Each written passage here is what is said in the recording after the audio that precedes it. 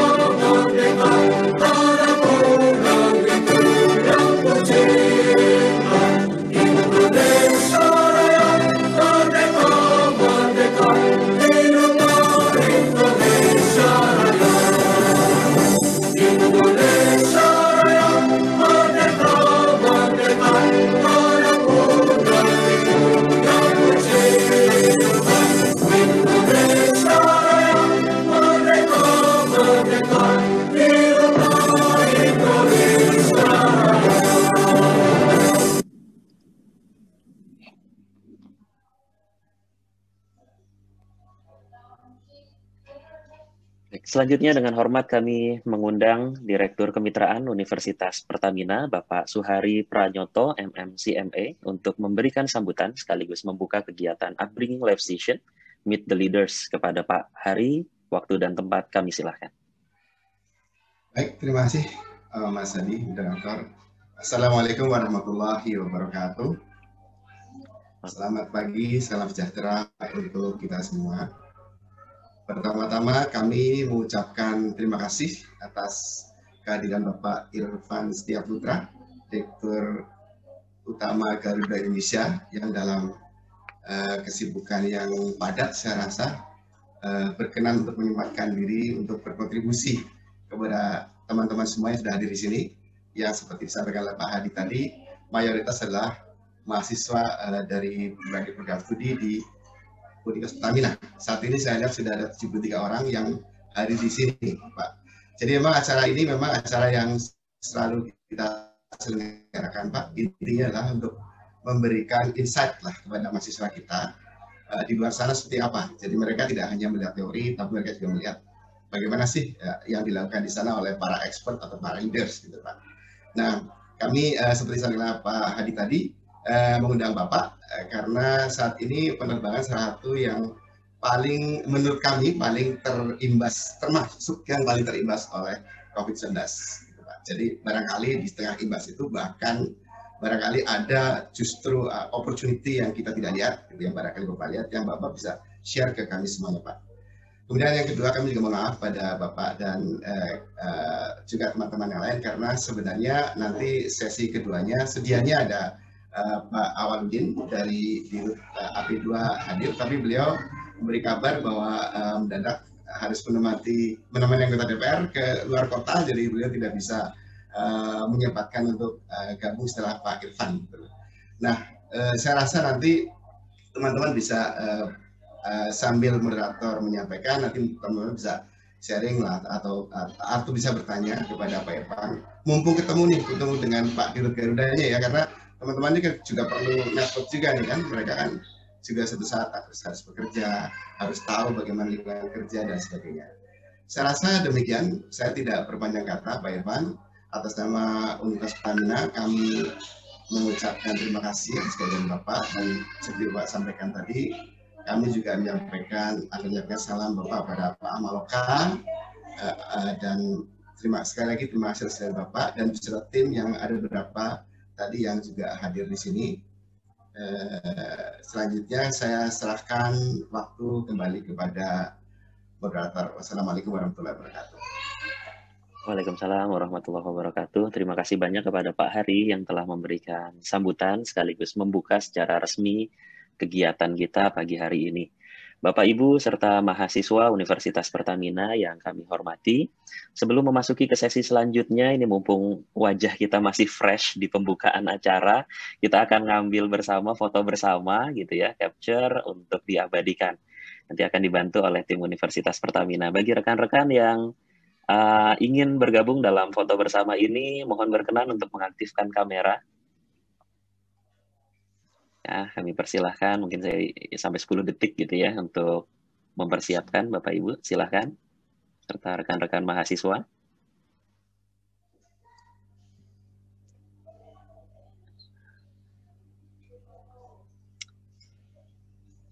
Oke, baik. Saya mohon izin untuk menghitung mundur untuk pengambilan capture atau pengambilan gambar pada pagi hari ini. Untuk gambar yang pertama, 3, 2, 1. Oke. Lalu di layar kedua, 3, 2, 1. Oke, terima kasih Bapak Ibu serta rekan-rekan mahasiswa yang berbahagia. Kita meniti acara selanjutnya. Ini adalah sesi utama dari Upbringing Live Session Meet the Leaders. Jadi sebagaimana tadi telah disampaikan oleh Pak Hari bahwa sesi ini adalah sesi untuk mengenrich pengetahuan khususnya mahasiswa terkait dengan apa yang terjadi di dunia industri. Jadi agar ada link and match antara apa yang dipelajari di universitas dengan bagaimana sih kondisi real sebetulnya di dunia industri. Dan kami beruntung sekali pada pagi hari ini Pak Irfan bersedia di tengah kesibukannya untuk sharing tentang Garuda Indonesia. Ya tentu penerbangan ini adalah salah satu sektor yang paling disorot di tengah pandemi COVID-19. Penerbangan pula mungkin boleh kita bilang salah satu sektor yang terdampak cukup besar. Atau nanti Pak Irfan yang mungkin akan menjelaskan cukup besar atau sangat besar di tengah COVID-19. Karena di awal-awal pandemi ya sontak seluruh dunia melarang penerbangan untuk mencegah penyebaran COVID-19. Begitu pula yang terjadi di Indonesia. Nah, sebelum masuk ke sharing yang akan disampaikan oleh Pak Irfan, saya akan membacakan terlebih dahulu kurikulum vitae beliau agar kita jauh lebih mengenal beliau. Jadi Pak Irfan Setia Putra ini lahir di Jakarta tanggal 24 Oktober tahun 1964. Kemudian pendidikan beliau adalah di Teknik Informatika, Teknik Informatika, Institut Teknologi Bandung. Kemudian riwayat pekerjaannya sangat banyak ini mulai dari 89 sampai tahun 2020. Saat ini saya tidak akan membacakan semuanya. Di tahun 89 beliau di PT Bank Niaga. Kemudian di 2009 beliau pernah menjadi CEO PT Industri Telekomunikasi Indonesia. Kemudian CEO di PT Titan Mining Indonesia. Kemudian di 2014 CEO pula di PT Cipta Kridatama. Kemudian di 2015 beliau menjadi komisaris utama PT Reswara Minergi Hartama. Kemudian pernah pula menjadi komisaris PT Sanggar Sarana Baja hingga pada hari 2020 gitu ya. Beliau menjadi direktur utama Garuda Indonesia. Banyak sektor yang beliau lalui. Insya Allah akan banyak hal yang bisa beliau bagi pada sesi hari ini. Baik, pertama mungkin kami ingin menanyakan terlebih dahulu kepada Pak Irfan gitu ya, untuk sebelum kita masuk ke pembahasan tentang COVID, Pak. Jadi kami ingin tahu dulu sebetulnya bisnis penerbangan itu seperti apa gitu ya. Kemudian bagaimana sih agar kami bisa mengenal lebih dekat Garuda Indonesia. Gitu, Pak. Silakan Pak Irfan. Ya, terima kasih Mas Nur dan selamat pagi Pak Suhari. Jadi memang pagi ini saya juga tadinya diminta bertemu dengan beberapa anggota DPR lah, tapi saya katakan saya minta ditunda karena mesti ketemu dengan mahasiswa Universitas Pertamina. Untuk mereka mengerti lah jadwalnya gitu kan ya. Apalagi rektornya kan Prof. Akmaloka, ini senior saya di ITB, itu kalau nggak datang pasti beliau nanti bisa memperpanjang lah perkaranya dengan saya gitu kan. Nanti jasa saya diambil pula lagi sebagai rektor ITB dulu. Tapi gini, ini Garuda ini kan maskapai penerbangan ya. Tugasnya sih sebenarnya sederhana aja, membawa orang dari satu tempat ke tempat lain dan membawa barang juga dari satu tempat ke tempat lain gitu kan ya. Garuda ini udah umurnya mendekati umur negara kita ini, beda cuma 2 tahun lah. Jadi pada waktu didirikan Garuda oleh pendiri Republik ini, saya juga buka-buka dokumen sebenarnya ya Pak ya, dan teman-teman sekalian. Cuman saya juga heran, kenapa namanya Garuda ya? Kenapa nggak namanya Pesawat Indonesia? Atau transportasi udara Indonesia gitu, karena semua BUMN di negara ini itu selalu ada kaitan dengan apa tugas dia. Pertamina misalnya kan, itu kan karena ada urusan minyak di situ kan, namanya perusahaan peminyakan ya kan. Pupuk gitu misalnya, atau kereta api, atau apalagi ya, telekomunikasi, pos ya kan, gas, ada urusannya sama bidang yang dia ini kan. Mestinya Garuda ini namanya kan pesawat terbang Indonesia atau transportasi udara. Tapi kenapa pendiri Republik ini menamakan Garuda? Saya coba cari-cari dokumen, nggak ketemu juga. Tapi ketika ngomong Garuda Indonesia kan kita selalu membayangkan kan adalah Garuda Indonesia, dan dipegang oleh Garuda Indonesia itu kan tulisan Bhinneka Tunggal Ika. Jadi di situ akhirnya saya menyadari bahwa memang maksud Garuda ini didirikan itu adalah salah satunya adalah menyambung, merangkai bangsa Indonesia lah, yang waktu tahun 45-an mungkin kalau Anda dari Medan mau ke Ambon butuh berminggu-minggu kalau nggak berbulan-bulan gitu kan ya. Dan ketika ada teknologi pesawat, pendiri negara ini langsung menghabiskan mencari uang dan membeli, dan juga dibantu sama teman-teman pejuang-pejuang Aceh untuk memulailah industri penerbangan ini gitu kan. Jadi Garuda atau maskapai lain itu ujungnya yang menyambungkan satu dengan yang lain. Tapi pertanyaan paling penting kalau dikaitkan Garuda dengan maskapai yang lain adalah bahwa kita dikenal sebagai national flag carrier gitu ya. Jadi pembawa bendera bangsa gitu kan. Yang kedua, kita menyambungkan kota-kota, suku-suku di Indonesia ini. Yang ketiga adalah kita membuka dan memperkenalkan Indonesia ke dunia luar. Orang asing yang pertama kali ke Indonesia, naik Garuda, wajah Indonesia pertama kali itu di dalam pesawat. Bukan ketika dia mendarat, tapi di dalam pesawat Garuda Indonesia. Memang kalau dia naik pesawat yang lain, wajahnya baru tahu pada waktu mereka nyampe di Indonesia. Tapi kalau naik Garuda, disitulah Anda akan mendapatkan wajah Indonesia pertama kalinya. Jadi itu tugas sebuah maskapai seperti Garuda. Oleh sebab itu di bangunan internal Garuda ini juga sangat penting terus-menerus mengedepankan nasionalisme. Selain tentu saja memastikan secara bisnis Garuda itu untung, secara keberadaan perusahaan itu relevan, ya kan? Dan ke depan memiliki visi-visi yang memastikan bahwa Garuda ini akan terus berkesinambungan. Itu sih, Pak. Mas, kalau saya boleh share sedikit, karena kalau enggak, mesti 3 jam nih cerita soal industri maskapai. Nanti kapan-kapan lah kita share lah ya. Ini secara garis umum. Baik. Nanti kapan-kapan akan kami undang kembali, Pak, untuk bicara lebih banyak gitu ya tentang Garuda. Selanjutnya, Pak, ini kondisi saat ini gitu ya. Tadi Bapak menjelaskan Garuda Indonesia itu diberikan tanggung jawab yang luar biasa dari namanya Garuda itu memegang Bhinneka Tunggal Ika. Ya, memegang Bhinneka Tunggal Ika artinya kan keragaman itu menjadi aspek yang sangat penting bagi Garuda, menghubungkan antar pulau, menghubungkan antar lokasi, tidak hanya di Indonesia namun juga keluar Indonesia. Nah, otomatis ketika COVID ini masuk ke Indonesia, Pak, pandemi ini kita rasakan, tugas utama untuk menghubungkan itu akan mengalami kendala, Pak. Nah, bagaimana ketika itu terjadi gitu ya? Apa yang dilakukan oleh Garuda, Pak?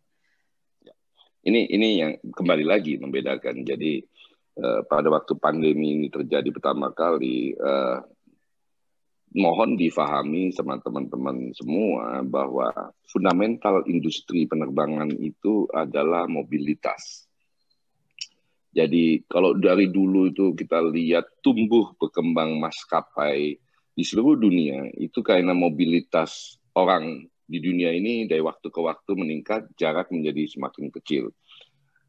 Mungkin banyak dari teman-teman di sini, adik-adik di sini mungkin belum lahir tahun 70-an, udah pastilah belum lahir gitu kan ya.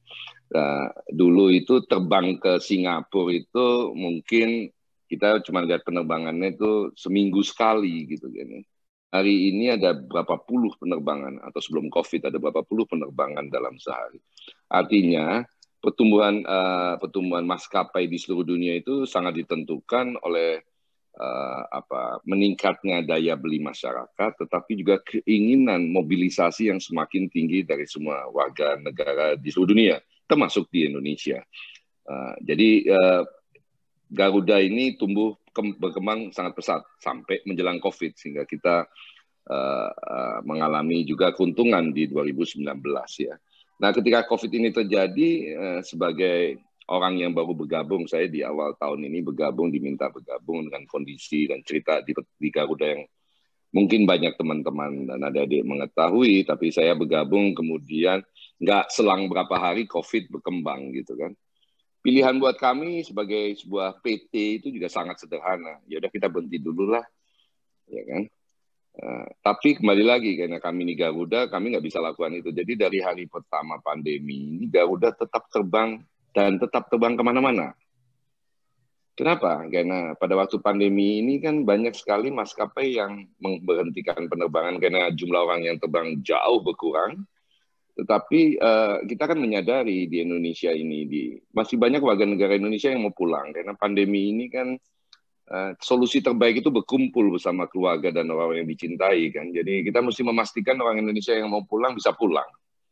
Kita juga mau memastikan orang asing di Indonesia yang ingin pulang ke negaranya bisa pulang gitu kan. Jadi penerbangan itu kita lakukan terus juga antar kota, antar daerah, walaupun di banyak penerbangan kita tuh isinya mungkin cuma 2-3 orang atau 5 orang gitu kan. Tapi kembali lagi kita kan punya kewajiban gitu kan. Tidak seperti maskapai penerbangan swasta yang lain yang misalnya dengan mudah mengatakan, nggak terbang dulu, kan yang mau terbang sedikit, kami memberhentikan operasi selama berapa minggu ke depan. Dan itu terjadi di Indonesia dan hampir di seluruh negara di dunia ini. Jadi itu yang terjadi, kita mengalami penurunan jumlah penumpang dan pendapatan itu lebih dari 90%. Jadi pendapatan kita tinggal single digit lah. Dan dalam waktu yang nggak terlalu lama gitu, berapa minggu langsung drop gila-gilaan. Kita dalam sebulan itu biasanya memperoleh pendapatan di angka 200 jutaan, itu bisa drop totally tinggal di bawah 10 juta dolar gitu ya. Artinya tinggal berapa single digit gitu. Sementara kita punya pengeluaran itu expense ya, kalau teman-teman yang sekolah di manajemen ekonomi itu kan ada revenue, ada cost ya. Revenue kita drop drastis, sebenarnya nggak ada masalah kalau cost kita bisa dropkan secara drastis, seperti kayak di restoran Padang misalnya, orang nggak ada yang makan, nggak ada yang datang ke restoran Padang, ya udah kita nggak beli bahan baku, kita nggak bayar kita matiin listrik, kita matiin air, kan ongkosnya juga turun drastis. Restoran Padang yang bego adalah nggak ada yang datang, tetap aja masak sebanyak-banyaknya, siapa yang mau makan kan? Itu artinya cost-nya tinggi. Sementara kalau di industri penerbangan itu, begitu revenue jatuh, problem kita nggak bisa turunkan cost secepat yang penurunan revenue itu. Kenapa? Karena kita punya banyak karyawan yang qualified, yang harus tetap dibayar walaupun tidak terbang, seperti pilot, engineers, awak kabin, itu kan orang-orang yang memerlukan training khusus gitu kan. Yang kedua juga mayoritas pesawat kita tuh sewa, yang terbang nggak terbang harus dibayar gitu kan. Nah itulah tantangan yang dihadapi oleh Garuda pada saat itu dan juga oleh maskapai yang lain. Tetapi balik lagi, kita punya mandat, kita punya tugas. Dan saya sebagai CEO atau Dirut Garuda nggak bisa bilang, oh sorry Bapak Ibu sekalian, karena penerbangan tersebut tidak menguntungkan, kita nggak terbang gitu, nggak bisa. Jadi mungkin banyak yang mengikuti berita, misalnya waktu kita memulangkan anak buah kapal dari Jepang, itu satu pesawat khusus, terus setelah itu kita terbang berulang kali ke Shanghai, Cina, membawa APD yang pada saat awal-awal pandemi itu jadi isu di Indonesia, ketidaktersediaan masker, hazmat, dan segala macam itu. Ada beberapa pihak yang membeli di Cina, kita bawa dengan pesawat besar. Terus kemudian kita juga memulangkan banyak warga negara Indonesia dari banyak negara. Tapi yang juga cukup menarik adalah kita terbang ke beberapa tempat yang kita nggak pernah terbang sebelumnya, kayak seperti ke Brasilia maupun ke Kolombia, hanya untuk memulangkan warga negara mereka dari Indonesia dan beberapa tempat di Asia Tenggara. Jadi itu situasi, Mas No, yang kita hadapi pada waktu pandemi berlangsung. Gitu ya. Tadi kita kira-kira berapa lama Pak untuk memastikan kembali sebelum penerbangan itu betul-betul di-close gitu ya, betul-betul ditutup? Apakah sempat benar-benar ditutup, tidak ada penerbangan sama sekali untuk penumpang, atau selama pandemi ini masih tetap ada Pak untuk memulangkan beberapa orang itu tadi? Misalnya ke Brasilia dan sebagainya tadi itu Pak. Ya, penerbangan tetap ada, kita nggak pernah memberhentikan. Yang kita kurangi adalah frekuensi. Jadi seperti penerbangan kita ke Amsterdam itu sebelum COVID itu seminggu 6 kali atau setiap hari, boleh dibilang hampir setiap hari. Ya, kita ubah menjadi seminggu sekali gitu ya. Artinya kembali lagi, kita kembali mungkin ke zaman tahun 70-an, Mas Nur, di mana kalau mau pergi itu mesti nunggu dulu gitu loh. Kalau zaman sekarang kan mau pergi selama punya paspor, punya visa, udah terus sambil di jalan buka internet, pasang beli tiket, oh ada nanti sore, terus langsung jalan ke Cengkareng gitu. Waktu awal-awal pandemi itu mayoritas penerbangan yang kita ada itu tinggal seminggu sekali. Jadi yang penting konektivitas tetap berlangsung ya, itu yang kita jaga pada waktu itu. Artinya sebagai pemegang tugas untuk menjaga interkonektivitas antar wilayah tetap harus berjalan meskipun ada COVID-19 Pak ya. Nah bagaimana itu Pak strategi Bapak gitu ya untuk kita tetap menjaga interkonektivitas, tetap terbang, tetap menghubungkan dari satu daerah ke daerah lain, tapi make sure memastikan kepada para passengers, penumpang, bahwa ini penerbangan yang aman gitu? Ya, jadi mungkin sebelumnya saya tambahkan di aturan Republik kita itu dalam kondisi perang pun Garuda harus tetap terbang gitu. Jadi ini yang menarik gitu. Kalau yang lainnya, misalnya Indonesia berperang sama Singapura, mudah-mudahan enggak lah ya. Gitu. Terus kita tembak-tembakan ya, terus Garuda mesti bawa apa kemana kita tetap harus terbang gitu loh. Jadi itulah yang disebut dengan mandat. Yang pertanyaan Anda, nah memang kondisi pandemi ini kita harus juga mengakui, kembali lagi saya selalu pengen mengajak kepada di dalam semua diskusi ini adalah mengetahui what is the fundamental isunya. Karena pandemi ini sebenarnya tidak mempengaruhi sama sekali penerbangan, karena pesawat bisa tetap terbang, ya kan? Kemana-mana pun bisa tetap terbang. Yang nggak bisa itu adalah orangnya. Kenapa orangnya nggak mau naik dan nggak terbang? Karena memang mereka semua warga negara di Indonesia dan pun di seluruh dunia itu by all means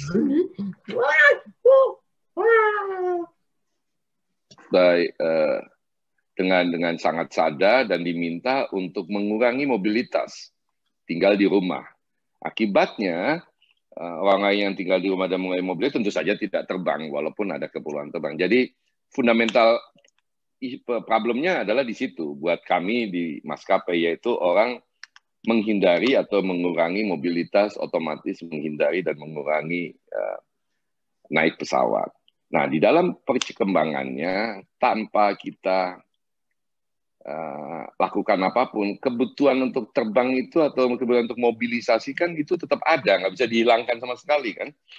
Anda harus mengunjungi orang tua, Anda harus mengunjungi cabang, dosen mesti jadi dosen tamu, memang ada video conference seperti ini, tetapi ada hal-hal yang memang kita harus bertemu gitu kan.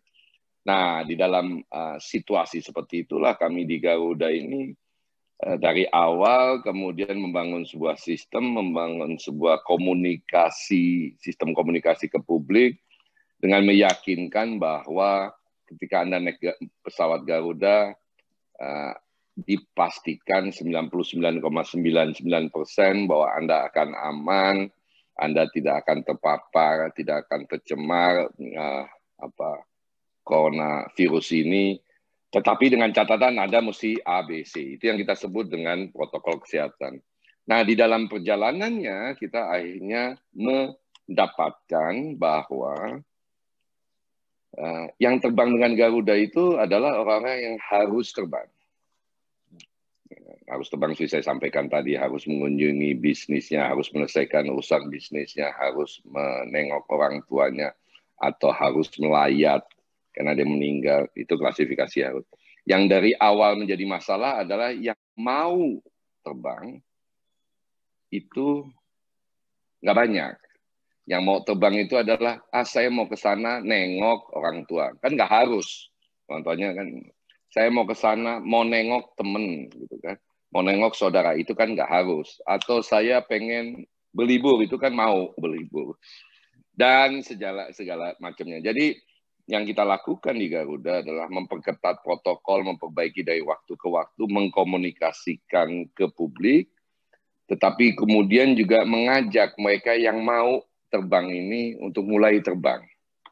Sehingga kita bisa menyaksikan keberhasilan itu. Bersama, saya nggak mau klaim itu kerja Garuda sendiri ya, kerja seluruh stakeholder di industri ini.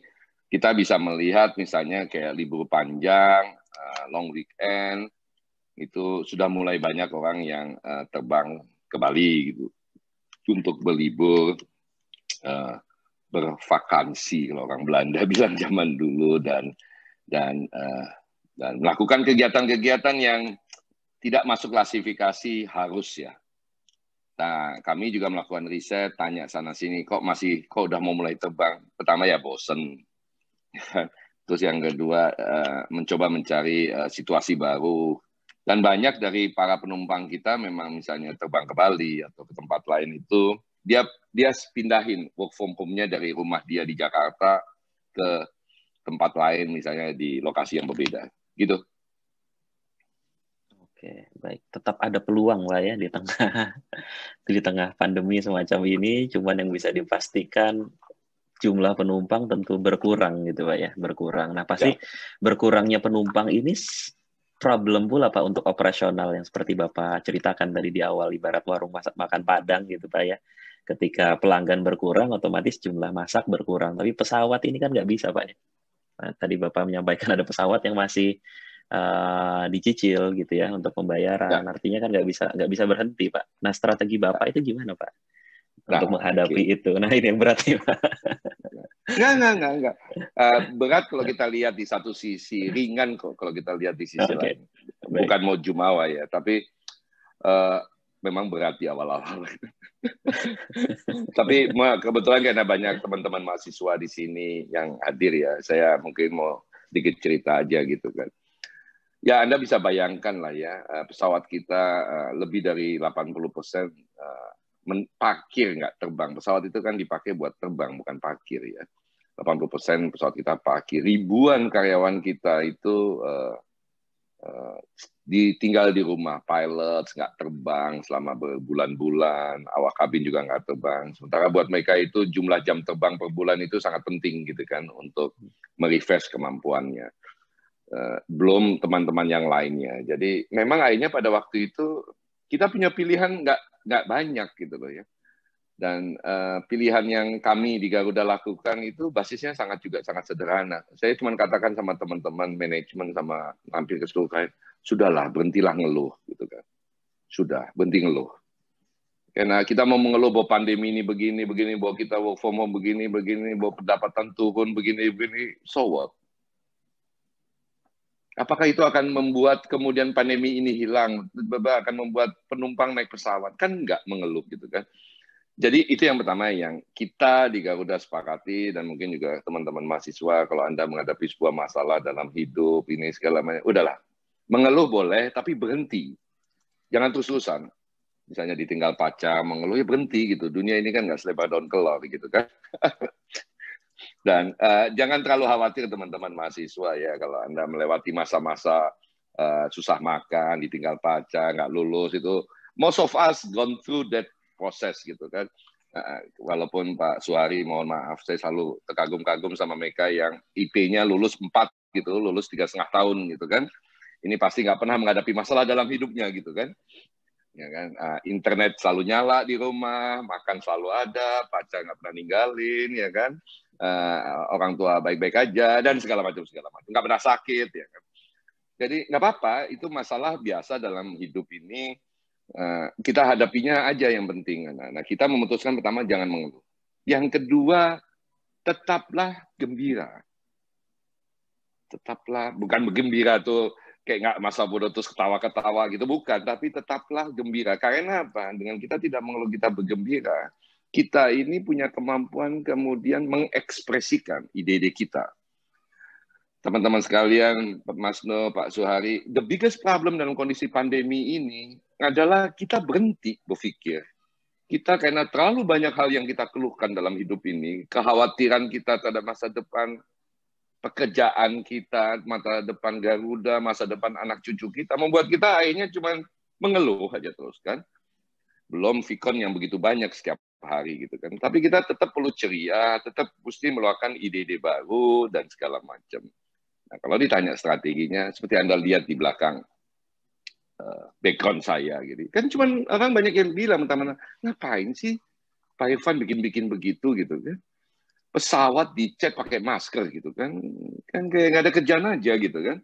Duitnya itu pasti mahal, mendingan kan uangnya dipakai buat yang lain-lain yang berguna. Ya saya katakan betul, tetapi niat kami melakukan ini adalah menimbulkan keceriaan di dalam teman-teman di Garuda. Bahwa ketika ke airport, wow, ada pesawat bermasker gitu. Terus dunia ini kan adalah dunia yang semua orang pengen posting di Instagram kan. Jadi Pak Suhari kalau ke airport terus ada pesawat bermasker itu, Bapak pasti lihat lah penumpang-penumpang yang nggak naik pesawat itu juga pasti nempel-nempel dekat ke boarding gate yang itu, pengen belakangnya di foto lagi ada pesawat bermasker itu.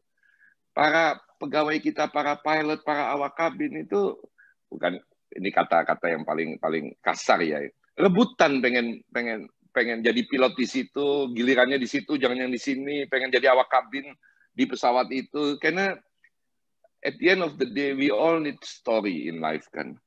Ya kan? Dan kita punya 5 pesawat bermasker itu. Jadi maksudnya Pak Suhari kan bisa membayangkan excitement ya buat kami di dalam Garuda. Tapi juga kita juga dari awal juga menyadari ini kalau nggak diketawain banyak orang akan berbondong-bondong pengen naik pesawat itu. Dan kita menyaksikan banyak sekali orang yang tidak mau terbang tadinya jadi kepengen terbang. Dan di dalam proses ini kita juga akhirnya baru tahu Pak Suhari, Mas Nur, itu adalah bahwa ternyata di dunia ini ada yang namanya aviation geek, penggila aviasi, dunia aviasi.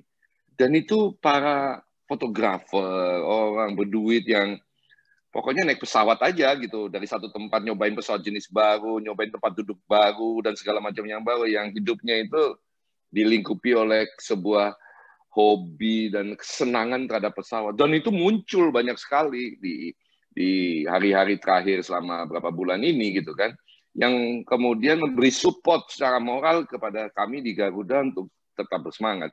Jadi itu, kalau mau ditanya strateginya seperti apa, dan strateginya kita temukan ketika fundamentalnya kita beresin, yaitu apa? Ya udah, sudahlah, nggak usah ngeluh, cari jalan, dan alhamdulillah situasi makin membaik, jumlah penumpang makin banyak, kita tetap disiplin menegaskan bahwa protokol kesehatan di Garuda kita jaga, seperti kalau di Garuda, kalau teman-teman Bapak Ibu pengen tahu, kita juga memaksimalkan mengeksekusi apa yang kita sebut dengan distancing di dalam pesawat seperti ini gitu. Jadi tempat duduk di tengah kosong, karena kita pengen semua orang naik pesawat Garuda tuh merasa aman, sehingga bepergian mereka tuh nggak khawatir, ya kan, akan tercemar oleh pandemi. Nah, balik lagi ke setelah kita ngomong strategi itu, kemudian kita lihat seperti tadi restoran Padang mau jualan nasi Padang aja, kan bisa melakukan hal yang lain. Misalnya jualan beras di situ, ya kan, bisa kan, jadi toko kelontong atau jadi event organizer, apalah dilakukan. Nah, kita di Garuda ini selain kita fokus ke penumpang, ada 2 opportunity bisnis yang kita garap secara serius. Yang pertama charter. Charter ini karena pandemi ini orang pengen, banyak perusahaan dan banyak negara itu pesan pesawat dipakai untuk saya dari sini ke sini gitu. Itu nggak ada jadwal penerbangan, mereka charter, dan ini banyak sekali. Yang kedua kargo. Kargo itu adalah yang barang. Jadi di pesawat itu kan di atasnya penumpang, di bawahnya tempat barang gitu ya. Itu yang sekarang kita jual. Kita fokus dan kita bekerja di situ. Nah, ini yang juga menarik.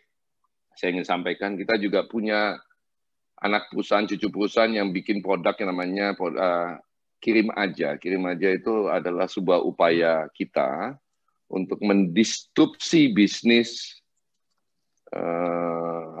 bisnis logistik. Ya, itu muncul dari diskusi sampai malam-malam karena kita udah nggak mau mengeluh, kita ceria, kenapa nggak kita. Jadi Bapak Ibu sekalian, teman-teman sekalian, kalau Anda sekarang ini ngirim barang lewat JNE, JNT, Wahana, segala macam ya, itu kan pada dasarnya kita membayar biaya pengiriman dari satu tempat ke tempat lain. Pada intinya kan kita melakukan pengembalian terhadap investasi yang mereka sudah lakukan selama bertahun-tahun. Mereka punya ruko, punya jaringan, punya sistem, punya orang, punya gedung, dan segala macam. Kita mau ngirim barang dari Jakarta ke ujung Pandang, sekilo 40.500. Oke, 40.500 itu tolong difahami. Di pesawat itu cuma 20.000 bayarnya. Pesawat Garuda Jakarta Makassar itu sekilo itu cuma 20.000. 20.000 yang lainnya itu adalah untuk mengembalikan investasi dan untuk membayar operasional perusahaan tersebut. Kami di Garuda ngelihatnya berpikirnya berbeda. Yang punya pesawat kan Garuda. Bukan para JNE, JNT, TK, POS, dan segala. Mereka kan nggak punya. Yang punya pesawat kan Garuda. Sama teman sebelah ya, Lion, Batik. Tapi Garuda kan kami punya pesawat. Yang kedua, kan kami berpikir nggak fair kita melakukan investasi logistik, tapi kita bebankan ke pemilik barang. Jadi kita bilang, sudah, kita nggak mau investasi di situ. Anda toh sering ke Cengkareng atau ke beberapa lokasi di mana ada kantor Garuda. Anda taruh barang Anda di situ, karena kita nggak investasi, makanya kita bebaskan investasi itu untuk dibebankan ke para pemilik barang. Oleh sebab itu, kalau ngirim barang pakai kirim aja, dan Anda mengantar barang Anda ke Cengkareng atau ke kantor Garuda yang ditunjuk, kan Anda nggak perlu bayar lagi kan? Ongkos membawa ke airport, karena Anda sendiri yang bawa ke airport. Oleh sebab itu kita kemudian berikan diskon atau potongan sampai 50%. Jadi kalau ngirim pakai PT-PT lain 40.500, kalau pakai kirim aja ke ujung pandang sekilo, Anda cuma cukup bayar 20 ribuan, gitu kan. Tapi dengan syarat Anda antar ke airport, gitu kan. Kalau Anda nggak bisa antar, ya Anda titip orang lah yang sering ke airport, gitu kan. Tiap hari ada ribuan orang yang ke airport, gitu kan. Ini kita mencoba disruption. Kenapa? Karena semua logistik company itu polanya sama semua. Kenapa saya punya barang 1 kilo, saya mesti bayarin investasi Anda semua? Nggak mau, saya nggak mau. Saya punya barang 1 kilo, oh yang punya Garuda, ya Garuda tampung sama Garuda. Garuda terbang itu kan yang mayoritas akan bayar kan penumpang gitu. Dan kita lagi fine-tune, kita berharap disruption yang kita lakukan terhadap bisnis logistik kurir ini bisa diterima. Hari ini, per hari kita udah bekerja sama dengan banyak pihak, udah 11 tonan Pak Suhari, yang kita kirim. Kita berharap dari waktu ke waktu akan meningkat, dan mungkin kita juga berharap satu hari ini akan jadi bisnis kurir dan bisnis logistik terbesar di Indonesia. Dan ini kami BUMN, kami dirikan cucu. Fokus kita, Bapak akan tanya kan, kalau kayak jalankan begini kan, potong 50% kan bisa jadi Anda perusahaan itu menjadi negatif kan. Ya, kita kan mesti juga ngikutin kekinian. Jadi kita bukan ngejar profit and loss dari sebuah perusahaan, tetapi kita ngejar valuasi dari perusahaan tersebut. Ya kan, kembali lagi dikaitkan juga dengan mandat Garuda selama ini dengan melakukan bisnis kirim aja dan memberikan potongan 50%. Yang kita harap itu bukanlah perusahaan-perusahaan besar kayak Pertamina ngirim barang lewat kirim aja terus jadi murah, bukan. Yang kita harapkan para UMKM, teman-teman yang home industry ini, yang setiap produk mungkin untung cuma 20-30 ribu, ini segala macam, bisa meningkatkan profitability-nya dan tetap bisa membebankan biaya 40 ribu itu ke pelanggan, tapi kemudian UMKM tersebut bisa memperoleh tambahan profit 20 ribu per kilo. Jadi gitu, Mas. Saya juga setelah melewati ini juga suka kalau flashback ke belakang terkagum-kagum juga kenapa kok muncul-muncul beginian. Tapi memang faktanya adalah gini-ginian bisa muncul, ide-ide begini hanya bisa muncul apabila kita punya satu tim, kita punya satu unit kerja, kita punya orang-orang sekeliling kita yang bergembira, ceria, dan kemudian udah nggak ngeluh lagi. Anda bisa bayangkan kalau rapat 5 orang terus, Pak, ponakan saya kena COVID, Pak. Kemarin tuh gini semua orang ngomong COVID, terus kita mau ngomong apa? Udah buntu semuanya, karena di kepala kita semuanya cuman adalah soal problem hidup ini. Padahal kan kita harus dari waktu ke waktu bicara soal peluang hidup ini. Demikian, Mas. Kepanjangan jawabnya ya. Oke, terima kasih Pak Irfan, sangat komprehensif Pak. Nah, saya mau memperdalam lagi Pak terkait tadi tetap bergembira di tengah pandemi ini Pak. Ini sebetulnya ada pertanyaan ini Pak ya dari mahasiswa ketika melakukan registrasi dari Dendi Alfayat Pak. Pertanyaannya adalah faktor yang paling uncertain di masa COVID ini. Nah, menyambung ke penjelasan Pak Irfan tadi, orang itu bisa bergembira ketika dia certain terhadap apa yang akan dihadapi. Kemungkinan begitu Pak ya. Saya certain, saya yakin akan mencapai satu titik tertentu, maka saya gembira. Nah, sekarang ini kalau di Garuda Indonesia, menurut Bapak faktor apa sih yang paling uncertain gitu ya? Kemudian bagaimana menghadapi itu, namun kita tetap bergembira dan tetap melihat bahwa masa depan ini nanti akan cerah di depan gitu, Pak. Silakan. Ya, gini, gembira karena certain. Menurut saya itu sih pakem yang memang selama ini kita pakai ya. Jadi saya bergembira karena gadis ini menerima lamaran saya untuk jadi suaminya. Saya bergembira gitu kan, ceria, tersenyum kayak orang gila di mana-mana. Saya gembira karena diterima kerja di satu perusahaan yang saya impikan, misalnya kayak Garuda gitu loh. Kalau itu kan mudah, Mas. Kalau kita tahu certain sesuatu yang kita harapkan terus kejadian, terus kita gembira, itu kan biasa. Yang nggak biasa itu adalah dunia di depan tuh gelap, ya kan? Nggak jelas gitu kan. Kalau mungkin pernah mendengar istilahnya the light at the end of the tunnel gitu kan. Kita lagi di dalam tunnel atau terowongan, terus kita di sana ada the light gitu. Mas, kalau hari ini Anda tanya Mas saya di Garuda, the light at the end of the tunnel udah kelihatan nggak? Belum. Nah, memang pilihan yang kita punya hari ini dalam kondisi ketidakpastian, masa depan suram, apakah besok perusahaan ini masih hidup apa tidak, apakah saya di PHK atau tidak, karena kalau baca berita di seluruh dunia, yang dilakukan oleh maskapai itu mem-PHK orang kan. Terus kita mau apa?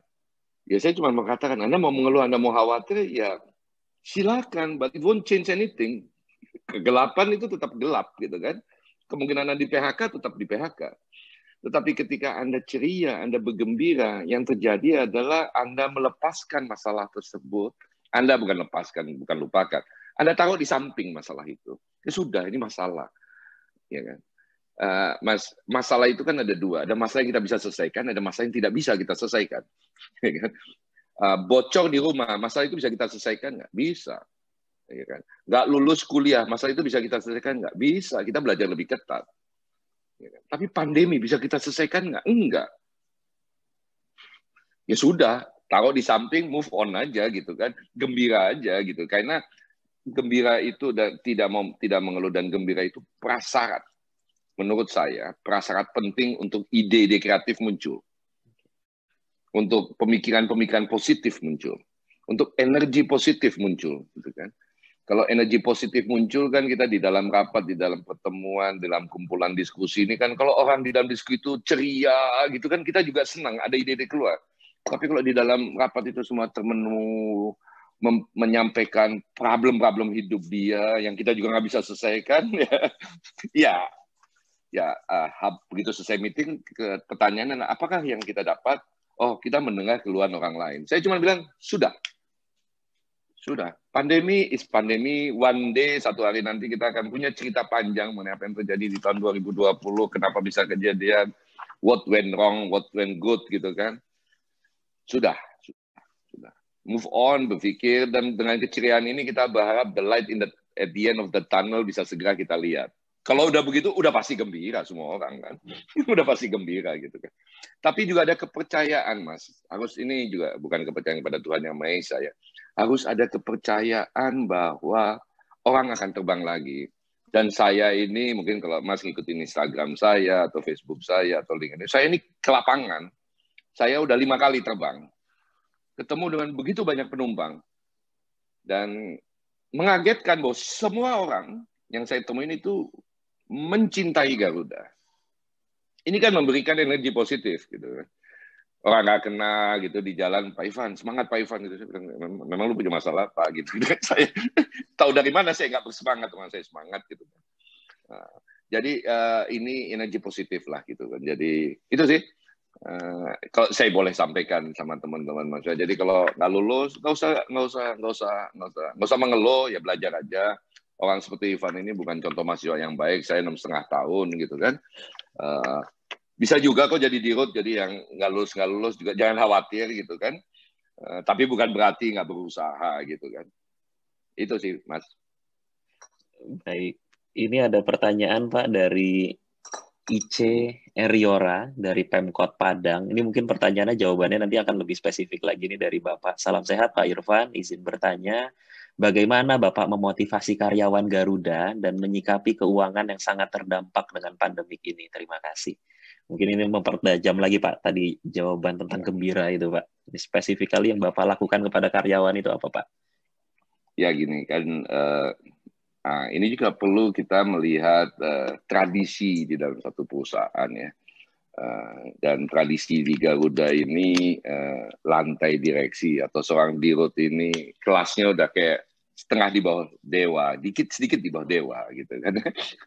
Jadi di Garuda ini saya dipanggil DZ.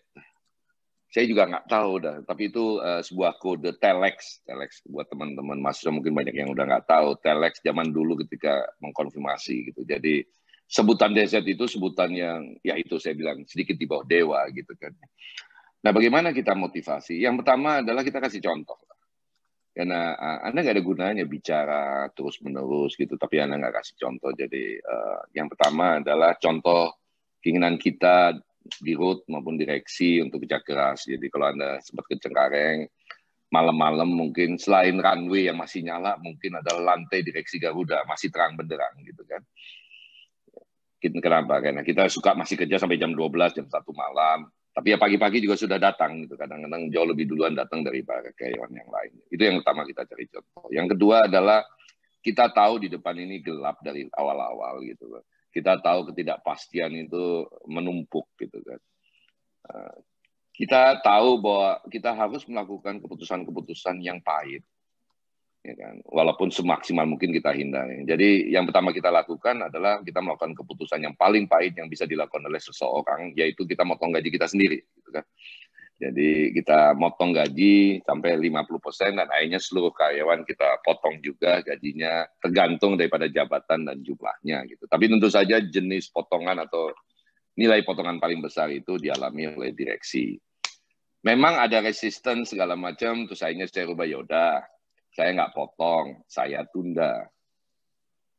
Tapi saya potong, sisanya yang potongan itu saya balikin nanti ya. Ya, semua orang bertanya, kapan? Insya Allah. Kalau perusahaan ini membaik, kalau perusahaan ini melewati masa-masa seperti ini, kalau perusahaan ini kemudian lebih jadi untung dan punya tabungan, saya akan kembalikan itu. Tapi kan semua orang akhirnya menyadari nggak bisa ribut juga karena yang paling besar potongan kan Irfan.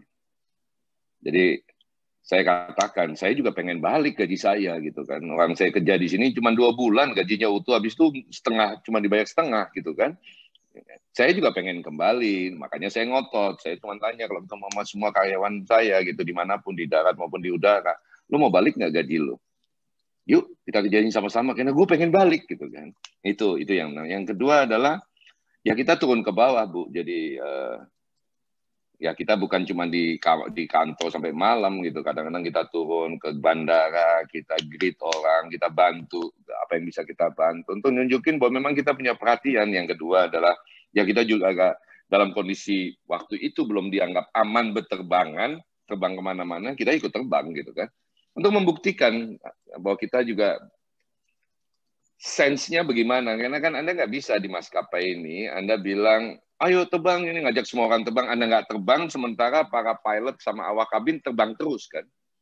Kan itu sama aja kita mencoba menyelamatkan perusahaan ini dengan mengorbankan orang lain. Dan di dalam perjalanannya, insya Allah sih saya lihat teman-teman bisa lihat dan termotivasi. Kalau saya mungkin Pak Suhari kalau naik pesawat Garuda, pernah ketemu sama Dirut Garuda naik pesawat, mungkin Pak Suhari juga sebel lihatnya, udah masuk paling terakhir, duduk di bisnis kelas, keluarnya duluan gitu kan.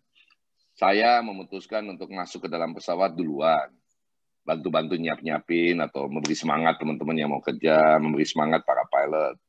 Keluarnya saya yang terakhir gitu kan. Semua orang Garuda nanya, Pak, kenapa keluar terakhir? Oh, saya mau mengucapkan terima kasih sama orang-orang yang bayar gaji saya, yaitu penumpang. Gitu. Jadi nggak susah kok. Menurut saya sih memotivasi ya. Kita lakukan apa yang kita mesti lakukan, kita kasih contoh, dan alhamdulillah sih teman-teman semuanya inilah. Walaupun saya tidak menutup mata bahwa banyak orang yang mungkin tidak suka dengan polisi yang kita bikin. Tapi kan kita ingin membuktikan bahwa ini bukan buat kita, ini buat kita bersama. Demikian. Oke, baik.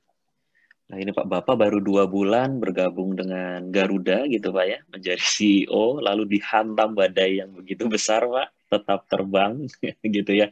Tentu ketika Bapak pertama kali ditunjuk sebagai CEO, Bapak sudah punya gagasan besar gitu ya, karena belum pernah terbayang mungkin akan ada pandemi gitu Pak. Nah, apakah ada proses pergeseran yang sangat jauh Pak, atau seperti apa yang Bapak lakukan? Jadi biasanya kan CEO di awal pasti punya tentang kebijakan awal kepemimpinan Pak. Kemudian ketika pandemi hadir, Bapak merubah itu sedemikian rupa. Kami ingin tahu Pak, yang di awal Bapak itu seperti apa, kemudian ketika terjadi pandemi perubahannya seperti apa gitu Pak. Ya, jadi ketika masuk tentu saja kan yang pertama harus kita lakukan kan membaca peta, ya kan, melihat masalah dan mencoba mencari fundamental dan dalam waktu beberapa bulan ke depan apa dulu yang mesti dilakukan. Jadi memang pada waktu mungkin Pak Suhari juga sebel yang udah masuk paling terakhir, duduk di bisnis kelas, keluarnya duluan gitu kan. Saya memutuskan untuk masuk ke dalam pesawat duluan, bantu-bantu nyiapin atau memberi semangat teman-teman yang mau kerja, memberi semangat para pilot. Pulang keluarnya saya yang terakhir gitu kan. Semua orang Garuda nanya, Pak, kenapa keluar terakhir? Oh, saya mau mengucapkan terima kasih sama orang-orang yang bayar gaji saya, yaitu penumpang. Gitu. Jadi nggak susah kok. Menurut saya sih memotivasi ya. Kita lakukan apa yang kita mesti lakukan, kita kasih contoh, dan alhamdulillah sih teman-teman semuanya inilah. Walaupun saya tidak menutup mata bahwa banyak orang yang mungkin tidak suka dengan polisi yang kita bikin. Tapi kan kita ingin membuktikan bahwa ini bukan buat kita, ini buat kita bersama. Demikian. Oke, baik. Nah ini Pak, Bapak baru 2 bulan bergabung dengan Garuda gitu Pak ya, menjadi CEO, lalu dihantam badai yang begitu besar Pak, tetap terbang gitu ya. Tentu ketika Bapak pertama kali ditunjuk sebagai CEO, Bapak sudah punya gagasan besar gitu ya, karena belum pernah terbayang mungkin akan ada pandemi gitu Pak. Nah, apakah ada proses pergeseran yang sangat jauh Pak, atau seperti apa yang Bapak lakukan? Jadi biasanya kan CEO di awal pasti punya tentang kebijakan awal kepemimpinan, Pak. Kemudian ketika pandemi hadir, Bapak merubah itu sedemikian rupa. Kami ingin tahu, Pak, yang di awal Bapak itu seperti apa, kemudian ketika terjadi pandemi perubahannya seperti apa gitu, Pak. Ya, jadi ketika masuk tentu saja kan yang pertama harus kita lakukan kan membaca peta, ya kan, melihat masalah dan mencoba mencari fundamental dan dalam waktu beberapa bulan ke depan apa dulu yang mesti dilakukan. Jadi memang pada waktu membuka buku bersama direksi lain, diskusi, hari pertama kita rapat pertama sampai jam 1:30 pagi gitu kan. Tapi seminggu jalan, akhirnya kita udah tahu kira-kira ini yang kita mesti lakukan. Gitu kan.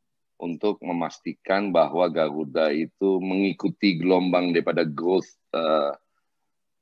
industri penerbangan, jadi tidak kehilangan market share, dan bisa seperti amanat yang diberikan, karena saya pada waktu masuk ke Garuda ini oleh Pak Menteri BUMN diminta untuk pertama beresin yang nggak beres, yang kedua bikin lagi Garuda menjadi sebuah perusahaan yang membanggakan masyarakat, dan yang ketiga tentu saja seperti biasa bikinlah perusahaan ini jadi untung, gitu kan.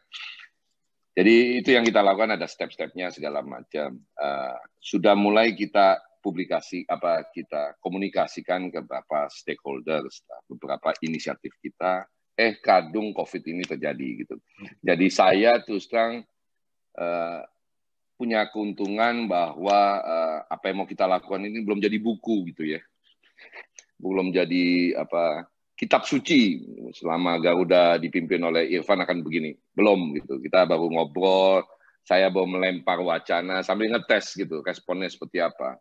Pandemi ini terjadi dan the whole story change lah. The whole story change, dan ya diskusi kita sama berapa waktu mengenai planning kita Garuda ke depan ya kita kesampingkan. Hari ini it's all about survival.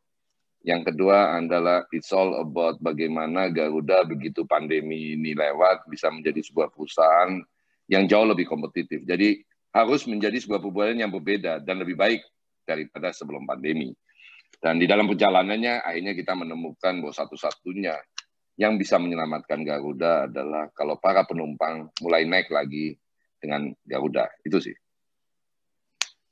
Baik, terima kasih Pak Irfan. Ini keren sekali jawaban Bapak ini dari Ica Eriora, juga Bu Ica ya, ini mungkin Bu Ica Eriora juga memberikan komentar, keren CEO Garuda, terima kasih Bapak. Ini ada pertanyaan selanjutnya Pak, dari Mas Berlit Dedi. Selamat pagi Pak Irfan. Pak Irfan izin bertanya, strategi ke tahun depan 2021 ada ide-ide apa lagi Pak selain masker pada pesawat? Nah, Pak Irfan suka otomotif, mungkin ada ide menarik lagi biar lebih jadi ingin pesawat. Terima kasih. Nah, kebetulan istri Mas Berlit ini karyawan Pak, karyawan Universitas Pertamina. Istrinya adalah pramugari di Garuda Indonesia. Oke. Baik, silakan Pak. Ya, jadi gini, ke depan ini memang kita akan terus-menerus memastikan bahwa kalau Anda terbang dengan Garuda itu Anda terbang dengan aman. Itu yang pertama. Yang kedua, orang terbang itu mayoritas bahagia, senang, gitu kan ya. Jadi makanya komod kami mengatakan ini industri kebahagiaan, Pak Irfan. Jadi tolong dipastikan semua orang yang terbang itu maksimal mungkin bahagia, gitu kan. Makanya kemudian tagline kita ke depan itu adalah terbang bersama Garuda itu aman dan nyaman. Kita ingin pastikan bahwa orang yang terbang bersama Garuda selain rasanya aman, tapi juga merasa nyaman, gitu kan. Nyaman dengan model servis baru kita, nyaman dengan cara penyajian makanan, nyaman dengan protokol kesehatan, tapi tetap merasa bahwa dia naik pesawat, bukan sedang di ruang bedah. Kalau semua awak kabin kita pakai hazmat. Nah, yang kedua yang akan kita lakukan adalah kita ingin terus-menerus mengkomunikasikan ke publik tentang ide-ide ini. Yang kedua, yang selanjutnya adalah komunikasi kita ke publik ini bukan semata-mata soal Garuda. Karena kalau Anda terbang ke satu tempat, Anda juga helping the ekonomi di tempat tersebut.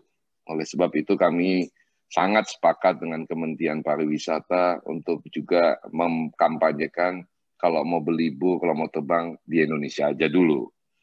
Kenapa saya sampaikan ini ya Mas ya? Contohnya Bali gitu. Bali ketika pandemi ini it's a disaster buat teman-teman kita di sana. Saya nggak punya teman yang punya hotel, ya kan. Tapi banyak sekali pegawai hotel itu adalah pekerja harian. Dan kalau kita ngikutin Bali gitu misalnya sebelum pandemi itu ada hotel, ada pegawai di hotel. Orang ke restoran, ada pegawai. Orang ke Kuta kalau mau pasang tato gitu kan. Ya, mungkin selama pandemi ini teman-teman kita di Kuta ini yang tukang yang jago-jago nato itu teman sebelahnya ditato sebelahnya. Tapi lama-lama kan badan juga habis kalau ditato semuanya gitu, nggak ada tamu lagi yang ditato gitu kan.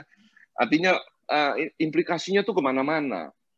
Sehingga ketika punya kesempatan terbang, punya kesempatan berlibur, saya bilang ya, lakukan itu di Indonesia karena keberadaan Anda di satu tempat itu will help lots dan ini bisa menumbuhkan kembali recovery ekonomi. Nah, berkaitan dengan itu kembali lagi seperti saya katakan mandat kita adalah menyambungkan segala macam. Tapi di pandemi ini kita juga merasa punya mandat juga untuk membantu terlibat aktif recovery ekonomi. Jadi ini salah satu ide juga dari kegembiraan yang ada dari teman-teman, kita kemudian memiliki rute baru. Mas No dan Pak Suhari, kita punya rute baru Manado, Narita, Tokyo, Makassar, Singapura, Bali, Hong Kong. Tahu nggak isinya apa? Ikan. Karena komoditas ikan itu paling banyak di Indonesia Timur. Saat ini ekspor itu semuanya harus lewat Jakarta. Jadi waktu teman-teman ngasih bisik-bisik sama saya, Pak bisa nggak begini.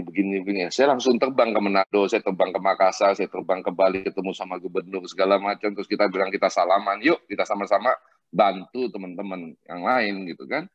Jadi kita terbangkan dan alhamdulillah sekarang kita terbangkan seminggu sekali. Ya Anda makan ikan frozen lah di Jepang di ini mereka lebih prefer yang fresh kan. Dan mereka mau bayar mahal untuk itu.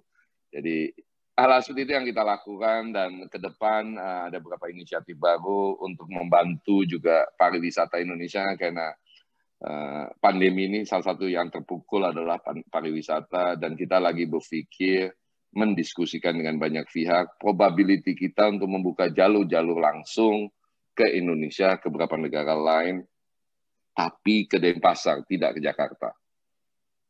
Ke Denpasar. Karena Jakarta ini kan pusat bisnis, kalau Denpasar ini kan pusat tourism. Jadi di dalam perjalanan ini saya mohon maaf ini saya selalu cerita keceriaan terus-menerus gitu loh kan. Karena kita ceria, kita ketemu dengan banyak pihak, terus kita menemukan banyak hal baru ternyata bahwa salah satu daerah di dunia ini yang paling sering di-search oleh orang Amerika adalah Bali. Jadi kalau orang mau berlibur itu kan yang pertama dia cari di Google itu kan tempatnya kan, ada atraksi apa, ada apa, bagaimana, feedback orang segala macam, itu googling semua kan orang sebelum milih pesawat. Dan Amerika itu ternyata googlingnya banyak sekali mengenai Bali. Saya ditantang, Garuda kok nggak punya penerbangan ke Amerika. Contoh kayak begini kan, ini yang meng-create excitement kan, Mas. Jadi bisa jadi dalam waktu tahun depan kita bisa terbang ke Amerika. Who knows? Oke. Demikian. Baik, artinya bisnis kargo ini menjadi bisnis yang cukup naik Pak ya di kala pandemi ini. Tadi Garuda bahkan sampai membuat kirim aja, ya kirim aja anak atau cucu perusahaan Garuda. Termasuk tadi juga Bapak menceritakan tentang pengiriman ikan hidup, kondisinya hidup Pak ya, sampai ke Hong Kong masih hidup gitu ya. Nah ini ada pertanyaan yang serupa Pak untuk mempertajam dari Dodi Permadi dari Politeknik Pos Indonesia. Tadi Bapak sudah sempat menyebutkan salah satu rutenya adalah Jayapura yang mungkin nanti akan ditambah. Ada rute lain nggak Pak? Apakah masih ada rute lain selain itu?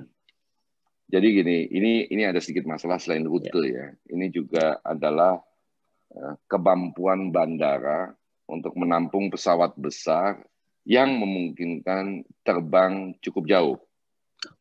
Di Indonesia ini nggak banyak airport yang dalam tanda kutip ready. Di Irian yang paling ready itu sebenarnya Biak. Paling siap Biak. Jayapura mesti ada sedikit tambahan-tambahan. Habis itu Manado dan Makassar dan Bali yang siap. Tentu saja selain Surabaya, Jogja, Bandung dan beberapa dan Medan gitu. Jadi airport lain itu memang didesain tidak untuk pesawat berbadan lebar. Yang artinya sebenarnya nggak penting badannya besar atau enggak pesawat itu, tapi yang paling penting adalah jarak yang bisa ditempuh. Nah, Jayapura atau Makassar kayak Manado, kenapa kita itu? Karena dia mampu terbang dengan jarak lebih dari 6 jam. Kayak Denpasar, Hong Kong itu kan 6 jaman gitu kan. Kalau pakai Boeing 737 itu terbatas, mesti berhenti lagi di tengah. Atau bisa terbang jauh tapi nggak banyak yang diangkut karena dia mesti ngangkut banyak aftur untuk memastikan dia bisa terbang sejauh itu. Itu sih. Jadi itu yang cukup menantang yang kita hadapi saat ini. Jadi ya kembali lagi saya bilang nggak usah ribut ya. Fakta yang ada dari mana ya kita kerjakan aja yang bisa.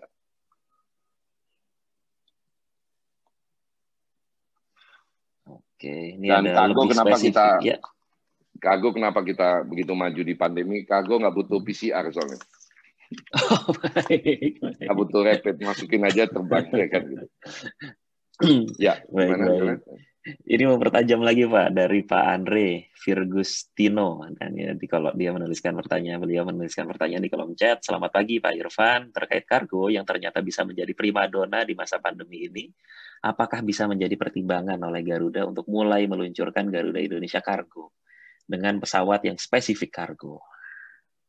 Sebenarnya by rencana tahun ini ada 2 pesawat kargo, khusus kargo yang kita akan terima. Tapi memang karena kondisi pandemi dan kondisi keuangan, akhirnya kita pending sampai tahun depan. Jadi insya Allah tahun depan kita akan menerima pesawat khusus kargo, ya kan?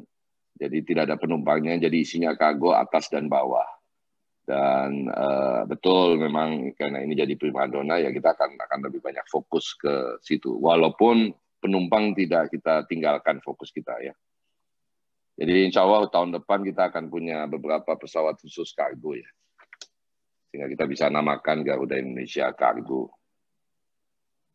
Baik, menarik sekali Pak strateginya. Jadi di tengah badai COVID gitu ya, di tengah kondisi VUCA, volatile, uncertain, complexity, ambigu saat ini yang kita hadapi. Kita nggak tahu kebahagiaan kita di depan, apa namanya, certainnya itu seperti apa, tapi kita based on kondisi saat ini, Garuda berusaha beradaptasi dengan baik begitu Pak ya, untuk menghadapi itu. Dan kuncinya tadi Pak Irfan menyebutkan di awal, kegembiraan ini menjadi salah satu faktor utama. Mungkin pertanyaan terakhir dari saya, atau nanti barangkali ada dari peserta akan mengajukan pertanyaan lagi, kami persilahkan untuk menuliskan di kolom chat, atau jika ingin menanyakan langsung juga silahkan untuk mengangkat tangan. Ini kalau dari saya yang terakhir adalah terkait ini Pak, kita tadi bicara dari aspek bisnis, sudah gitu Pak ya, kemudian dari aspek kebijakan juga sudah, kemudian dari aspek bagaimana Garuda beradaptasi di tengah pandemi ini juga sudah Pak. Ini yang terakhir ini saya ingin bicara dari aspek personal Pak, sebetulnya personal Pak Irfan dalam memimpin. Artinya kan ketika Pak Irfan memimpin ini pasti punya gaya kepemimpinan yang berbeda-beda, apalagi tadi di awal saya membaca kurikulum Bapak itu dari berbagai macam instansi, menjadi CEO di berbagai macam organisasi. Tadi ada CEO bahkan di perusahaan energi Pak ya, sempat juga nih terakhir di Garuda Indonesia. Nah menurut Bapak di tengah pandemi ini bagaimana sih seorang pemimpin itu memimpin sebuah perusahaan secara ideal gitu Pak? Ya, jadi pandemi global, pandemi keseluruhan ini kan, saya waktu pertama kali muncul ini coba kontak beberapa teman-teman konsultan bisnis lulusan Harvard, MIT lah, dan juga dari beberapa profesor di ITB gitu kan, untuk menyatakan, untuk bertanya lah, dalam kondisi kayak gini, what should I do? Itu kan pertanyaan standar gitu, karena krisis 98 kita lalui, 2008 kita lalui, tapi itu kan krisis-krisis yang sifatnya sektoral lah ya. Kalau ini kan udah krisis mendunia, krisis kesehatan yang menjadi krisis ekonomi, dan mungkin akan jadi krisis peradaban gitu kan. So sebagai orang yang punya banyak kenalan network, ya saya bertanya, what should I do? Is there any book I should read, atau jurnal apa segala macam? Ya semua tidak punya jawaban. Tidak punya jawaban terhadap ini, karena ini kan krisis yang melanda semua lini kehidupan. Ya karena nggak ada jawaban, ya udah saya lakukan apa yang menurut saya harusnya bisa dilakukan, dan apa yang menurut saya kita perlu jalankan. Ada beberapa, balik lagi sebelum bicara mau ngelakuin apa, ada beberapa prinsip yang harus difahami. Pertama, pandemi ini menimbulkan kegalauan di para pemilik perusahaan, menimbulkan kegalauan di para pimpinan perusahaan seperti saya, tapi yang jelas juga menimbulkan kegalauan di banyak karyawan-karyawan kita. Kegalauan seorang pemilik adalah kehilangan kepemilikan. Paling ujungnya kan gitu, waduh investment saya puluhan tahun gone gitu kan. Kegalauan seorang CEO itu adalah, waduh, I may fail in my job, I will lose my job. Gitu kan. Tapi Anda tahu kegalauan apa yang terbesar di karyawan? Ya kan? He can lose everything kan. Ya kan? Saya mungkin beruntung karena sudah berusia seperti ini, sudah melewati masa-masa segala macam, juga mungkin punya tabungan kecil-kecilan gitu. Tapi kan banyak sekali teman-teman yang baru mulai kerja. Kegalauan yang lebih parahnya lagi adalah kegalauan mereka yang mau memasuki dunia kerja. Gelap kan teman-teman yang mahasiswa. Saya di balik semua kegalauan yang saya alami, saya coba memahami kegalauan teman-teman mahasiswa yang mungkin wisuda kemarin. Where should I find job hari ini kan? Jadi ya dengan itu semuanya akhirnya yang pertama, kalau Anda tanya filosofinya apa, yang pertama adalah saya syukuri aja. Yang kedua ya kita berbagi rasa syukur pada teman-teman. Yang ketiga kita lakukan apapun tanpa pernah mengabaikan bahwa ada kegalauan-kegalauan ini. So, keputusan-keputusan manajemen untuk mempertahankan perusahaan kan harus dilakukan. Tetapi yang kami sepakati di sini, atau yang saya lakukan di sini, ya, saya ajak bicara. Saya buka situasinya seperti ini. Pada waktu kita potong gaji, saya bilang, pilihan kita sederhana. Kita nggak potong gaji, terus kita tidak gajian. Atau kita potong gaji, saya akan kembalikan kalau kondisi nanti membaik. Dengan klasifikasi insya Allah bisa jadi nggak balik juga gitu kan, karena nggak pernah membaik perusahaan misalnya.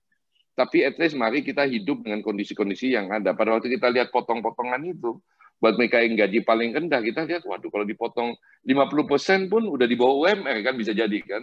Ya udah kita potong cuma 10% gitu misalnya. Ini sebuah angka yang mungkin kecil buat saya, mungkin juga kecil buat mereka, tapi ini bisa menjadi sentilan untuk create awareness. Yang kedua adalah mengajak semua pihak, semua orang pada tataran apapun, pada level apapun di Garuda ini, untuk bersama-sama bekerja bersama-sama menyelesaikan ini. Kirim aja ini kita mengajak karyawan Garuda untuk jadi sohib istilahnya, untuk berpartisipasi aktif. Kita juga bikin namanya juragan tiket. Juragan tiket ini adalah kita beri kesempatan karyawan untuk mencari pelanggan, penumpang, ya kan? Komisi yang biasanya kita berikan ke travel agent, kita berikan ke karyawan sebesar 4% gitu kan, dari harga tiket misalnya. Ini udah 1.000 karyawan aktif dan ada yang sampai penjualannya ratusan juta dalam sebulan. Kan kita mesti hormati. Nah, ini artinya apa? Kita mengajak semuanya bahwa situasi Garuda ini memang tanggung jawab paling besar, paling besar itu ada di tangan saya gitu kan. Tapi saya katakan juga dengan sederhana aja, mari kita lakukan sesuatu karena Irfan sendiri nggak akan bisa buat apa-apa juga gitu kan. Jadi kita bikin banyak inisiatif-inisiatif buat karyawan yang beyond mainstream ya. Jadi sekarang kalau Anda lihat banyak karyawan Garuda itu posting picture profile-nya adalah nomor telepon dia, kalau mau beli tiket Garuda hubungi saya gitu kan. Tapi ini juga membangun semangat berjuang di banyak teman-teman untuk meyakinkan orang-orang yang nggak mau naik Garuda, maunya naik maskapai lain untuk naik Garuda gitu kan. Saya barusan tadi pagi buka training gitu dengan para awak kabin. Saya katakan ada teman-teman saudara-saudara lu yang naik pesawat lain ada gitu kan. Terus saya bilang, oh itu mesti dimusuhin dong. Ya kan? Mereka bingung juga kenapa mesti dimusuhin Pak orang naik maskapai lain. Ya berarti kan dia nggak naik Garuda. Ya kan? Ya kalau orang nggak naik Garuda kan berarti nggak nolong lu, nggak nolong kita semua kan. Ya kalau orang nggak mau nolong kita kan berarti bukan teman. Kenapa mesti berteman sama orang yang nggak mau nolong kita kan? Saya katakan beberapa ternyak dan kemudian menyadari gitu kan bahwa satu penumpang naik ke pesawat Garuda itu akan menolong seluruh perusahaan ini gitu. Jadi tanggung jawab semua orang gitu.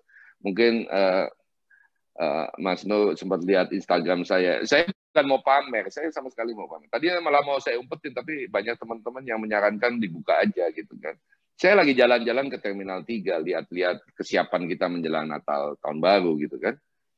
Terus pas ada satu boarding gate itu lagi buka, penumpang mau masuk, dan sekarang di beberapa penerbangan kita kasih personal health kit ya. Lucu sih ya. Dengan warna-warni baju pramugari kita, terus dalamnya ada masker sama hand sanitizer, biasa aja lah gitu kan. Tapi itu kita pengen menunjukkan tagline kita yang because you matter. Jadi kami sangat peduli sama para karyawan, penumpang kita. Pas saya lewat situ ya saya bilang sama teman yang kerjaan, gue mau bantuin lah. Jadi saya yang bagiin gitu. Terus ada yang videoin, terus menyebarkan dan memberitahu saya, Pak ini dikasih tahu gitu kan. Batu banyak teman-teman di Garuda nanya, Pak, ngapain Bapak begituan? Ya nggak apa-apa, mungkin teman yang selama ini bagi-bagiin capek berdiri, ya kan nggak ada salahnya saya yang gantiin. Memang kenapa? Memang karena saya bagiin itu, saya justru nggak jadi dirut. Kan tetap aja saya dirut. Kenapa mesti malu-malu amat sih? Kenapa mesti gengsi amat, kemudian hanya mau menjalankan fungsi dirut, dan berdekatan dan berkomunikasi sama karyawan kan, sama penumpang, calon penumpang kan, menunjukkan bahwa kita perhatian dan mereka penting buat kita. Demikian. Oh, baik, ini contoh teladan yang sangat baik sekali Pak Irfan. Bagaimana Bapak berkenan untuk turun langsung. Ini setelah ini saya akan langsung saya jadi penasaran. Kemarin saya masih stalking saja Pak. Baik. Ini ada pertanyaan terakhir mungkin ya dari peserta Pak. Ada dari Ibu Fiska. Selamat siang Pak Irfan. Pemaparannya sangat menarik Pak. Izin bertanya untuk Garuda Indonesia Holiday, apakah masih ada Pak? Dulu paket-paket yang ditawarkan menarik. Terima kasih sebelumnya. Saat ini memang kita masih terbatas menawarkan paket-paket karena memang ada keterbatasan juga dengan pihak-pihak lainnya. Tetapi dari waktu ke waktu kita pasti akan nawarkan tergantung dari kesiapan ya. Jadi masalahnya juga begini Mas, jadi kayak kami juga sangat menyarankan dalam kondisi pandemi ini untuk mereka yang ingin bepergian juga membatasi pergerakan gitu ya. Jadi contohnya begini, kalau Anda ke Bali, Anda tinggal di hotel, mungkin agak dibatasi pergerakan Anda untuk muter-muter ke tempat ini, tempat ini, ke tempat ini, ke tempat ini gitu selama di Bali, karena memang kita perlu sama-sama menjaga gitu kan. Nah, akibat dari itu memang jadi kita agak terbatas juga menawarkan paket-paket. Plus paket ke luar negeri kan sama sekali belum ada hari ini ya gitu. Jadi kita akan fokus ke domestik. Tapi yang jelas adalah kita memonitor terus perkembangan, insya Allah dengan adanya vaksin ini mestinya membaik cepat ya. Once situasinya lebih memungkinkan kita untuk mengadakan paket-paket, tentu saja kita akan berikan penawaran itu. Kemarin cuma ada beberapa paket goesan ya, karena sekarang kan banyak yang goesan, ada yang di Bali, ada yang di Banda Aceh. Ini kemarin saya ke Jogja, ada teman-teman di Jogja bilang, Pak kita tawarkan paket goes. Oh silakan aja gitu kan. Karena kan di Garuda Anda bawa sepeda gratis kan, bawa peralatan olahraga kan gratis gitu. Jadi hari ini kan semua orang lagi senang goesan ya. Ya monggo kita fasilitate lah. Saya cuma bilang sama teman-teman Garuda di daerah-daerah, tolong pastikan jalurnya, tolong pastikan prosesinya lancar gitu kan. Jangan nawarkan paket goes terus habis itu para penggoes dibiarin aja, nanti kan bisa macam-macam mereka bisa kesasar atau ini. Maksud saya kayak sediakan pos-pos, ada minuman, pos-pos istirahat di mana mereka bisa foto-foto, sesuatu yang genuine di daerah-daerah tersebut. Demikian situasinya, dan dalam waktu nggak terlalu lama, kalau kondisi membaik, tentu saja kita akan sediakan paket-paket tersebut. Demikian, Ibu. Oke, baik. Terima kasih Pak Irfan. Dengan demikian, beberapa pertanyaan sudah terjawab dari peserta. Tadi saya cross-check di daftar pertanyaan yang disampaikan peserta saat registrasi juga overall sudah terjawab. Terima kasih sekali Pak Irfan. Mungkin sesi terakhir adalah pemaparan Pak, closing Pak. Beberapa kata dari Bapak untuk menutup sesi pada siang hari ini. Silakan Pak. Ya, terima kasih teman-teman yang bertahan untuk mengikuti diskusi ini. Buat kami di Garuda penting sekali kami untuk terus-menerus memastikan bahwa kita berpartisipasi aktif di dalam penanganan pandemi ini, karena buat kami penanganan pandemi sebaik-baiknya itu bukan cuma hanya penting buat Garuda, tapi penting buat bangsa ini.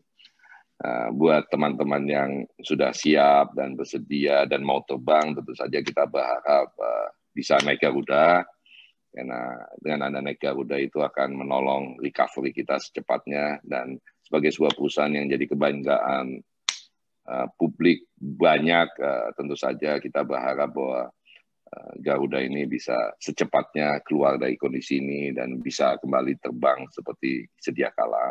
Dan yang lebih penting lagi, ini bukan mau mencoba mencari muka ya, tetapi salah satu diskusi kita yang paling memberatkan hati buat saya dan para pimpinan di Garuda ini adalah, kalau ini nggak lewat-lewat, kapan kita bisa melakukan regenerasi karyawan dan personal di Garuda?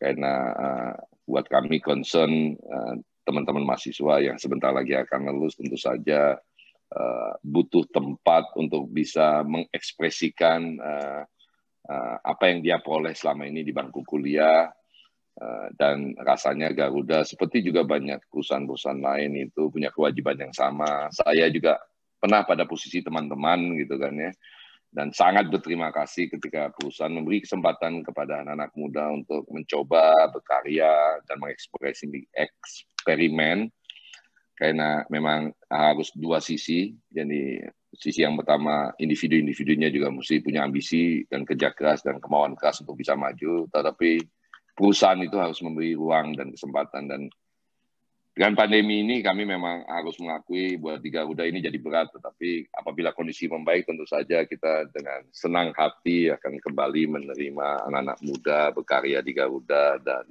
berkontribusi untuk untuk Garuda sebagai perusahaan nasional. Terima kasih.